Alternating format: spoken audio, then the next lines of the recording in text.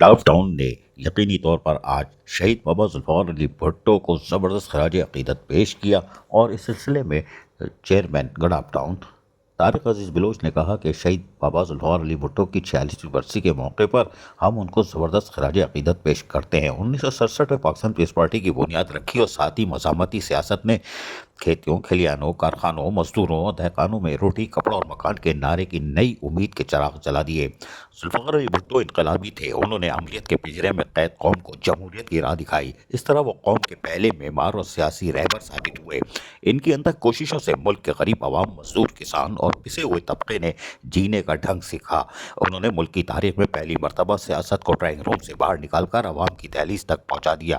4 April 1977 کو نہ صرف پاکستان بلکہ تمام عالم اسلام کے لیے بھی ایک سیاہ دن تھا، جب ملک کے منتخب وزیر اعظم، اسلامی سربراہ کانفرنس کے چیئرمین اور تیسری دنیا کے عظیم قائد کا عدالتی قتل کر دیا گیا۔ ذوالفقار علی بھٹو نے عالم اسلام کے اتحاد کے لیے جدوجہد کو یقینی طور پر اپنی زندگی کا مشن بنا لیا تھا، اور جب دنیا کے سب سے بڑی اسلامی مملکت پاکستان کو ایک سازش کے تحت 2 کر دیا گیا تھا، تو انہوں نے شکستہ پاکستان کی تعمیر نو اور ایٹمی طاقت بنانے کے لیے عملی اقدامات کر کے پاکستان کے لیے ناقابل تسخیر بنا دیا گیا تھا۔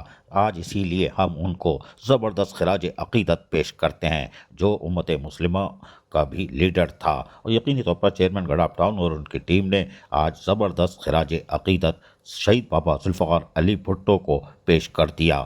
عزیز عارف، KBS بلدیاتی نیوز، کراچی۔